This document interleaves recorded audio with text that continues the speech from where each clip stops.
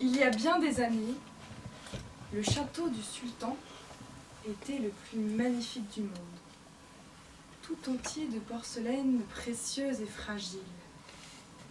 Dans le jardin, on voyait les fleurs les plus merveilleuses. Un rossignol avait établi sa demeure non loin du château. De tous les pays du monde, les voyageurs venaient pour visiter le château du sultan. Et lorsqu'ils avaient entendu le rossignol, ils disaient tous « Voilà ce qui est le plus prodigieux ».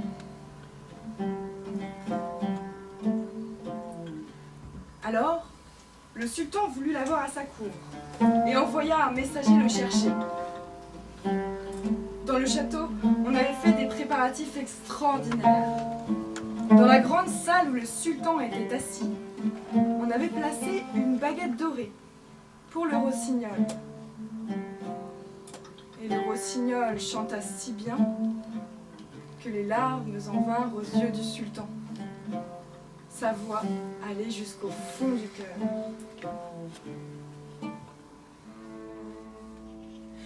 Ben sana dayanamam yarim, ben sana dayanamam.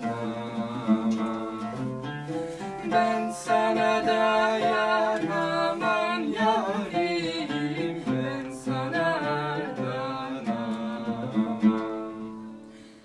Au jardin de sa mère, y a un buisson d'ortie chante aussi.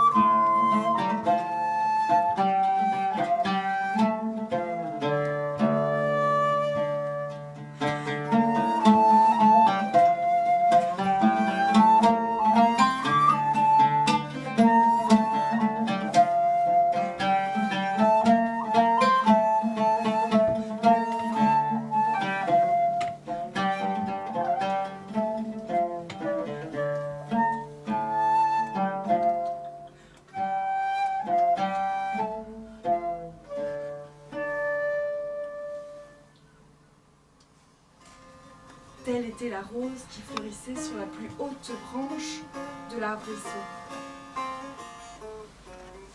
Mais l'arbrisseau cria au rossignol d'appuyer plus fort encore contre l'épine. « Appuie plus fort, petit rossignol, ou le jour paraîtra avant que la rose ne soit achevée. » Alors, le rossignol appuya plus fort contre l'épine, et son chant se fit plus sonore, car il chantait la naissance de la passion dans le cœur d'un garçon et d'une jeune fille. Une délicate nuance de rouge gagna les pétales de la rose. On eût dit le visage rougissant de l'époux qui baise les lèvres de l'épouse. Mais le cœur de la rose, lui, restait blanc, car seul le sang d'un cœur de rossignol peut rougir un cœur de rose. Alors, le rossignol appuya plus fort contre l'épine. L'épine lui toucha le cœur, une douleur aiguë le traversa soudain. Amère, amère fut cette douleur, car il chantait la naissance de l'amour qui trouve sa perfection dans la mort, de l'amour qui ne meurt pas dans la tombe. Alors, le cœur de la rose devint écarlate, comme le ciel d'Orient. Écarlate, la ceinture de pétales, écarlate le cœur qui semblait un rubis.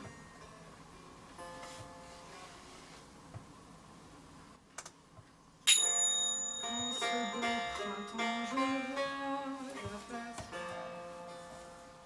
rajeunir la terre et l'onde, et me semble que le jour et l'amour, comme enfants naissent au monde.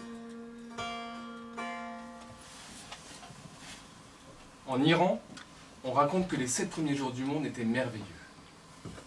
Le monde éclatait de lumière, de couleurs. Le ciel explorait toutes ses nuances. Mais au bout du 7e jour, Dieu se rendit compte qu'il avait oublié de colorier les oiseaux. Alors, il les appela tous, et tous vinrent à sa rencontre. L'air était rempli de bruissements d'ailes. Il prit sa palette et ses pinceaux, et il peint les signes d'un blanc pur et leur bec écarlate. Les flamants d'un rose crémeux, Les corbeaux noirs comme la nuit. les pans bleus et or. Et ainsi, toute la journée, il peint.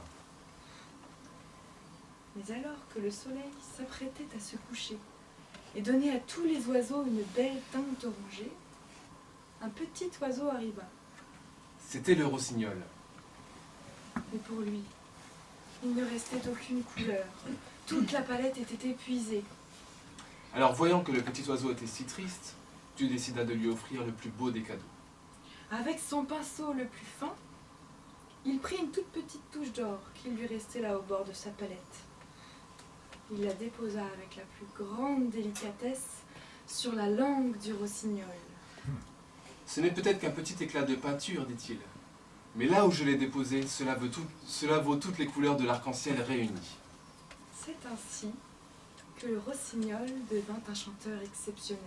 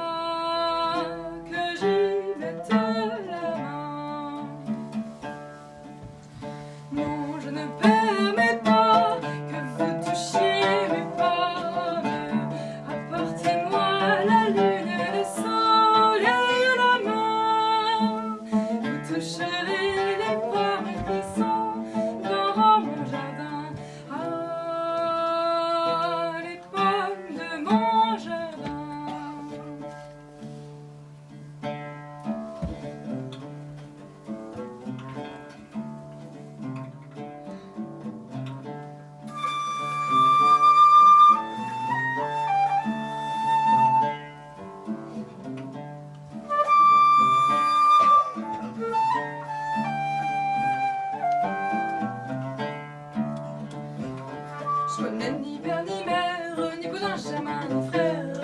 Je connais ni père ni mère, ni cousin germain ni frère. Capote de mentre, la long la, les manières, capote de mentre.